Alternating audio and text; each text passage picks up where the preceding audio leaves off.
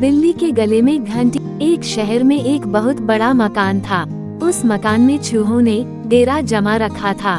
जब भी मौका मिलता वे अपने अपने बिलों से निकलते और कभी खाने की चीजों पर अपना हाथ साफ करते तो कभी घर की अन्य चीजें कुतर देते। उनका जीवन बड़े मजे से बीत रहा था। इधर मकान मालिक चूहों से तंग आ चुका था, इसलिए वह एक बड़ी सी बिल्ली ले आया। अब वो बिल्ली उसी घर में रहने लगी।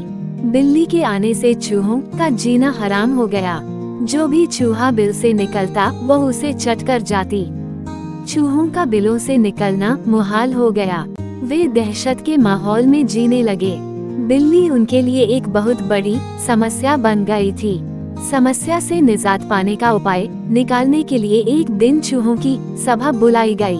सभा में सभी चूहे उपस्थित हुए। सभा की अध्यक्षता कर रहे चूहे ने सबको संबोधित करते हुए कहा, साथियों, आप सब जानते ही हैं कि हम लोग बिल्ली रूपी बहुत बड़ी समस्या से जूझ रहे हैं। वो रोज हमारे किसी न किसी साथी को मारकर खा जाती है। बिलों से निकलना मुश्किल हो गया है, लेकिन इस तरह हम कब तक बिल में छुप कर रहेंगे। भोजन की व्यवस्था के लिए तो हमें बिल से बाहर निकलना ही होगा। ये सभा इसलिए आयोजित की गई है ताकि इस समस्या का समाधान निकाला जा सके। आपके सुझाव आमंत्रित हैं। आप एक एक कर अपने सुझाव दे सकते हैं। एक एक कर सभी चूहों से इस समस्या पर अपनी अपनी सोच के हिसाब से सुझाव दिए, लेकिन किसी भी उपाय पर सब एकमत नहीं हुए। तब अंत में एक चूहा उठा और चहकते हुए बोला, मेरी दिमाग में अभी अभी एक बहुत ही बढ़िया उपाय आया है।